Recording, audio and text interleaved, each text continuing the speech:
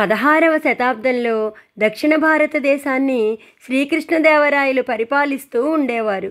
ఆయనకు సాహితీ సమరాంగణ సార్వభౌముడని, ఆంధ్రభోజుడని గొప్ప గొప్ప బిరుదులు ఉండేవి. ఆయన రాజధాని విజయనగరం. ఆయన మహామంత్రి తిమ్మరుసు. తిమ్మరుసునే అప్పాజీ అని ఆప్యాయంగా పిలిచేవాడు కృష్ణదేవరాయలు. రాయలవారికి 2 రాణులు ఉండేవారు, తిరుమలదేవి, చిన్నాదేవి. రాయలవారి ఆస్థానంలో 8 మంది మహాకవులు ఉండేవారు. అల్లసాని పెద్దన, నంది తిమ్మన, దూర్జటి, అయ్యలరాజు రామభద్రుడు, రామరాజభూషణుడు, మాదేగారి మల్లన, పింగళి సూరన, తెనాలి రామలింగడు అనే ఆ కవీంద్రులను అష్టదిగ్గజములు అని కూడా పిలిచేవారు. రామలింగడికే అతని హాస్యప్రియత్వం వల్ల వికటకవి అనే బిరుదు కూడా ఏర్పడింది. ఈ లక్షణం వల్లనే రాయలవారికి కూడా రామలింగడంటే ప్రత్యేకమైన అభిమానం ఉండేది. వినోదపూర్వకంగా రాయలవారు వేసే అనేక విచిత్రమైన ప్రశ్నలకు చమత్కారంగా సమాధానాలు చెప్పి నవ్వించేవాడు రామలింగడు. ఎప్పుడైనా ఏవైనా క్లిష్ట సమస్యలు వచ్చినా తన సమయస్ఫూర్తితో, సరసోక్తితో, ధీశక్తితో పరిష్కరించేవాడు రామలింగడు. అందుకే అందరికంటే అతనంటే అంత ఇష్టం రాయలవారికి. ఒకనాడు రాయలవారు రామలింగడిని చూసి, వికటకవి, మన పట్టణంలో బుద్ధిమంతులు ఎక్కువ మంది ఉన్నారా, బుద్ధిహీనులు ఎక్కువ మంది ఉన్నారా అని ప్రశ్నించాడు. వెంటనే వికటకవి నిస్సంకోచంగా, బుద్ధిహీనులే ఎక్కువ మంది ఉన్నారు ప్రభు అని సమాధానం చెప్పాడు. మరి అటువంటి వాళ్ళందరూ ఏం చేస్తూ ఉంటారంటావు అని మళ్ళీ అడిగాడు మహారాజు. అవసరం లేని పనులు అనేకం చేస్తూ ఉంటారు ప్రభు అని పలికాడు రామలింగడు.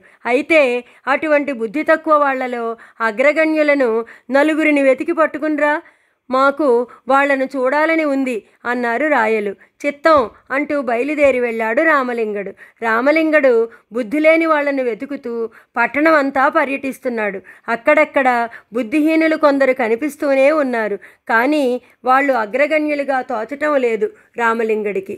అయితే అలాగే అన్వేషణ సాగించాడు. ఒకచోట అతనికి ఒక విచిత్ర వ్యక్తి కనిపించాడు. ఆ వ్యక్తి పెళ్లికి పోతున్న పెద్ద మనిషిలాగా అందంగా అలంకరించుకుని ఉన్నాడు. ఒక చేతిలో తినుబండారాల పళ్ళెం, మరో చేతిలో తాంబూల ద్రవ్యాల పళ్ళెం పట్టుకుని ఉన్నాడు. ఆ విధంగా గబగబా పోతున్న పెద్ద మనిషిని పరీక్షగా చూశాడు రామలింగడు. ఏం తమ్ముడు, ఎక్కడికి పోతున్నావు? చాలా ఉల్లాసంగా ఉన్నావు అని అతన్ని ప్రశ్నించాడు రామలింగడు. పెద్ద మనిషి కొంచెం ఆగి, ఎక్కడికి పోతే నీకెందుకయ్యా, తొందర పని మీద పోతున్న వాడిని అనవసరంగా అడ్డగించి పనికి మాలిన ప్రశ్నలు వేస్తావా? సరే చెబుతాను విను. ఏడాది కిందట సరిగ్గా ఇదే రోజున నా భార్య వాళ్ళ పెళ్లి రోజు.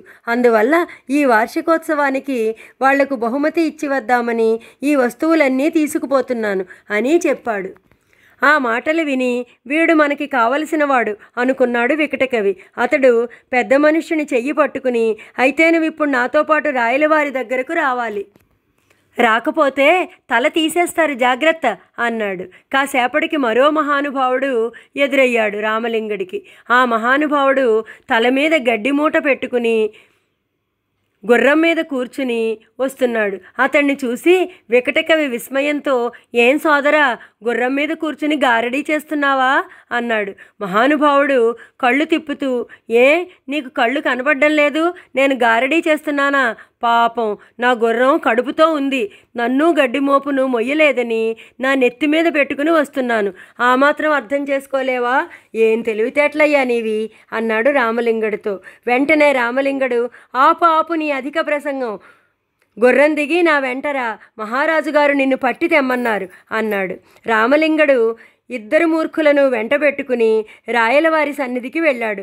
ఇద్దరి సంగతి రాయలవారికి వివరంగా చెప్పాడు. మహారాజా, మన పట్టణంలో ఉన్న బుద్ధిహీనుల్లో వీళ్ళిద్దరే అగ్రగణ్యులు అని వినయంగా పలికాడు వికటకవి.